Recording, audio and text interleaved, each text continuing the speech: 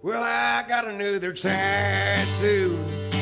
Man, it's pretty when it's brand new. Professional development class for my business management degree. We have to do an informational interview with somebody in the business world, either someone who is an executive at a company somewhere or a small business owner. Gives information about just how you do things, how you get to where you are, advice you have, stuff like that that I can use in my career. I like that. So what do you actually want to be when you grow up? Well, I'm still trying to figure that out. so I get my degree to I can at least have that to, if I want to go do something else, I have that to back me up a little bit. So what are you doing, an MBA? Eventually. Nice. I got to finish my bachelor's first, but assuming I have enough money to keep paying for it, that's where I'll go. That's what I'm talking about. Yeah, right?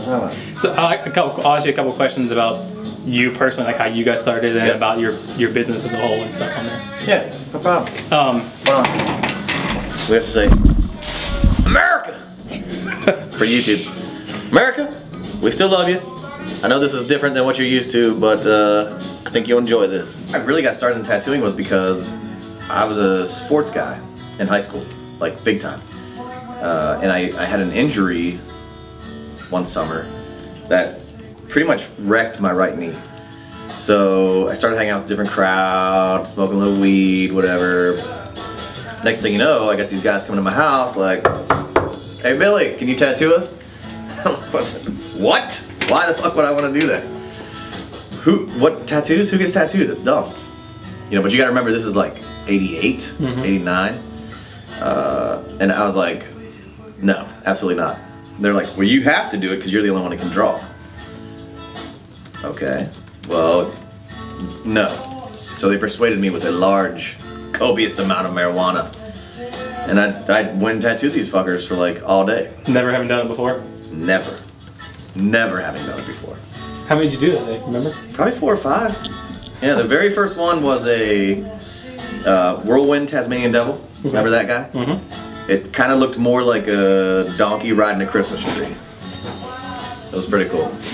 That's great. It was pretty cool, Joey. It was pretty cool. That's it for that question. So fast forward through all your, how did you get from there to owning your own tattoo shop? I owned my first tattoo shop when I was 21 years old. So that was 6 years later. I went down to Florida, Panama City Beach, Florida. Tattooed what we call the season, which is spring break and summer. It's about 6 months. I made so much money. It was freaking stupid. For a poor kid who grew up in West Virginia, I made this massive ball of money. And I came home and I was just gonna do nothing for the winter. My family does not have that shit. If you're not working, you're not eating. So I went and opened up this little shitty tattoo shop, expecting to just hang out and play hacky sack and smoke weed. Instead, it got busy and I was doing all these tattoos all winter.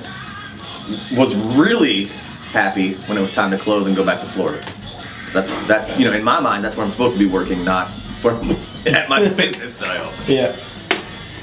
So it was just one of those things, and then I ended up doing that for like 3 or 4 summers in a row, or winters in a row. And I had no clue what I was doing. But back then there weren't that many tattoo shops. Yeah. So you could literally open a shop in your mom's basement and you would make money. You know what I mean? It was nothing. Yeah. So I got fortunate that way. But reflecting on the experience, it was really, you know, at being that young and having something like that, it really was the opposite of what you think. It was like this huge power to this kid who has nothing, and I could just be like God and just be like, I don't feel like tattooing today, go away. So it was awful. It was the exact opposite of any kind of business, entrepreneurship or whatever you want to do, like the exact opposite. It was horrifying. Imagine being that young and just not having someone make you have to work. It'd be hard to work. Dude, it was, yeah. So what do you think is some of the most important satisfactions you get from running your own business now that you've been doing it for so long? 0. That's a lie. However, at the end of all of this, I would tell you why running your own business is the stupidest thing you could ever do. Great. The satisfaction that I get home when I go to home and I go to sleep and I'm trying to lay in my bed and, you know, all the shit's going through my head, the thing that repeats itself over and over again, besides you're a fucking idiot, why didn't you bang that chick in the fucking 10th grade, is I employ 9 people. All of those people are making a living off of local money that stays local. None of them have a college degree. I don't even know if half of them graduated high school. One of them was in prison for 6 years. This guy's turned his life around. He's got a house, he's got a car, he's got a boat. His shit is on point. I like to think I have some influence in that, because, you know, owning a business is fine, but when you have a small business like this, you don't just own a business. You own a little family of, it's almost like having children, and you try to teach them like life lessons. At least I do. Joey's never gonna get it, but whatever. So for me, the satisfaction is I have employees that work here that have kids. They're, you know, Biz, his wife doesn't work. She's not, doesn't even consider it. Like, he makes enough money here to take care of his family. His wife doesn't work. You know what I mean? Like, that's amazing. There's really no better feeling than providing for someone else because of something that you created, you know, 8 years ago at this point. I created this, and it's now taking care of other people, so it's pretty freaking awesome.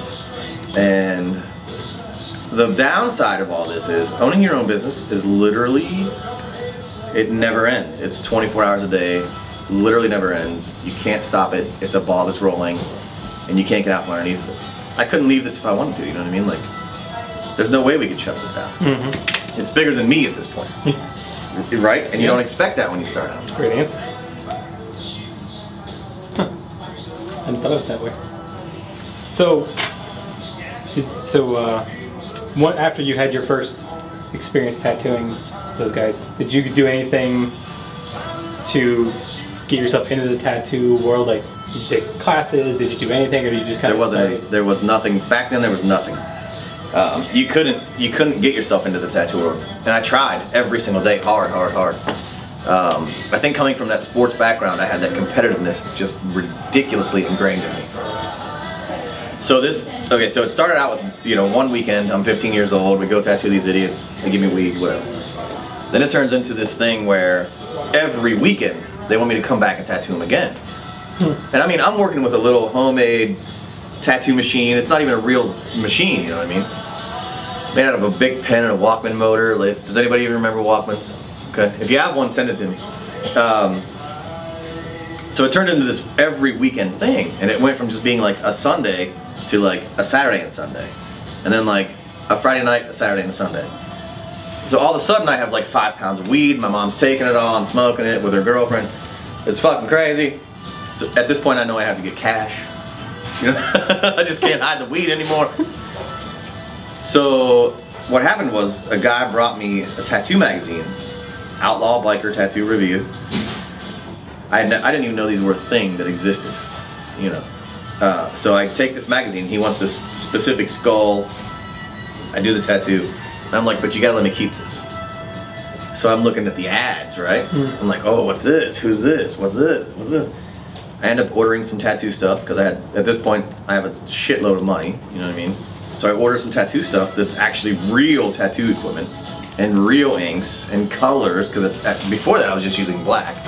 So I get some actual colors, and then I'm looking, after I get over the initial, I can order real shit thing, I get into this buzz about, this tattoo is fucking amazing, or this tattoo is, how did they do that? Like, so that competitive drive takes over, plus I'm already, you know, I've been studying art for years, and it all culminates into this weird little thing that became Billy Hill. What do you think has been the biggest contributor to getting to Envy, to being able to provide for 9 employees that can fight themselves? What do you think is the biggest contributor to getting to that point? I can honestly say I never wanted this. Yeah. I never wanted to open Envy. Didn't want to do it. Thought it was a terrible idea. Was against it. That said, I did a good thing. It was a good decision. I have a business partner here. No one knows. Most people don't know that. And I'm tattooing him one day, and I was telling him about this idea I have. Because tattooing evolved to the way beyond the craft that it was in the 30s or 40s or 50s. Absolutely. Tattooing evolved into an actual art form. And I see guys doing tattoos that create these artistic renditions of anything you can think of and more. You know what I mean? Creating things.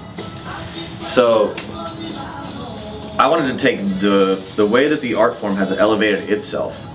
I wanted to elevate the tattoo studio and turn that into something bigger than what it used.